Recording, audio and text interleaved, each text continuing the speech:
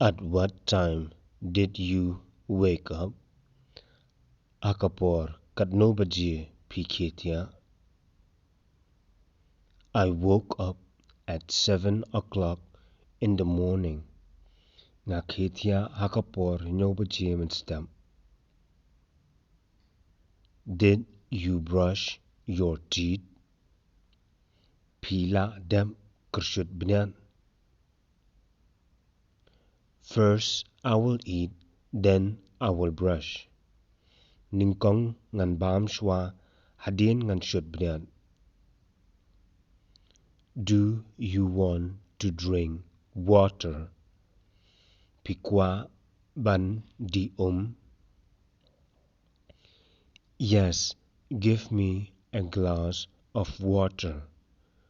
Oot, I yanga shiklan.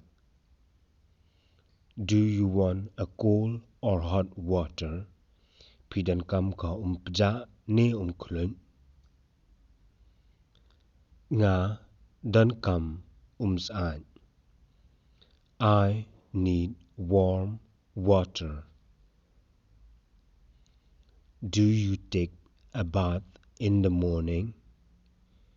Pisum hakapor minstem.